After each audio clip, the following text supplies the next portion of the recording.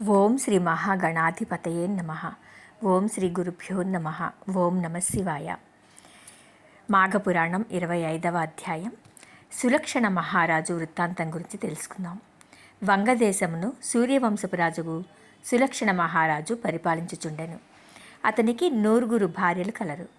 అతడు గొప్ప ధైర్యవంతుడు, బలవంతుడు, ధర్మపాలకుడు.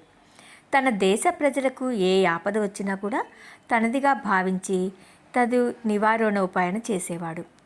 సులక్షణ మహారాజు ఎంతటి రాజాదిరాజైనను, ఎంతటి తరగని సంపత్తి కలవాడైనా కూడా ఏం లాభం? అపుత్రస్య గతిర్నాస్తి అన్నట్లా పుత్ర సంతానం లేకపోవటచే తనకు గతులు లేవు కదా. కాగా తన వంశం ఎటులా అభివృద్ధి చెందును? తనతో తన వంశం అంతరించిపోవలసిందేనా అని దిగులు చెందుచున్నాడు. ఒకనాడు తాను తన రథమెక్కి నైమిశారణ్యమున గొప్ప తపశ్శాలురున్న ప్రదేశమునకు వెళ్ళాడు. అచ్చట తపోధనులందరూ తపస్సు చేసుకుంటున్నారు. వారికి సులక్షణ మహారాజు నమస్కరించి ఇలా పలికాడు: మునిశ్రేష్ఠులారా, నేను వంగ దేశాధీసుడను. నా పేరు సులక్షణుడంటారు. నాకు 9 భార్యలు అయిననేమి ఒక్క సంతానమైనను కలగలేదు. కాన నాకు పుత్ర సంతానం కలుగునట్లో అనరింపుడు అని అంజలి ఘటించి ప్రార్థించాడు. మహారాజు పలుకులకు మునిశ్రేష్ఠులు విని జాలి పొందారు.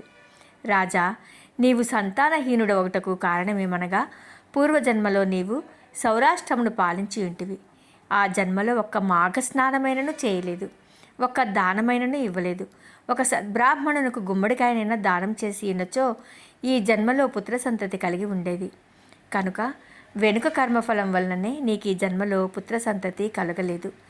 ఎవరు మాఘమాసంలో శుద్ధ సప్తమి రోజున కూష్మాండ దానం చేయుదురో వారికి తప్పక పుత్ర సంతానం కలగగలదు. ఇందుకు సందేహమేమీ లేదని చెప్పి ఒక ఫలమును మంత్రించి రాజునికిచ్చి, దీనిని నీ భార్యలహే జీవింప చేయుము అని పలికారు. మహాభాగ్యమని ఫలమును కళ్ళకద్దుకొని ఇంటికి వెళ్ళిపోయాడు. భర్త రాక విని పట్టమహిషులు ఎదురేగి మంగళహారతులిచ్చి సేద తీర్చారు. రాజు తెచ్చిన మంత్రఫలం గురించి వివరించి భోజనానంతరం సేవింపుడు అని చెప్పి తన గది ఎంతు ఫలమును భద్రపరిచి తాను భోజనశాలకు పత్నులతో వెళ్ళాడు. 9 భార్యలలో కడసారి భార్యకు మిక్కిలి ఆశ కలిగి ఫలమంతయు నేనే భుజించేదానని తలపోసి రహస్య మార్గమున రాజు పడక గదిలోకి వెళ్ళి ఆ ఫలమును భుజించి ఏమీయూ ఎరుగని దానివల్లే అందరితో కలిసి తిరుగుచుండెను.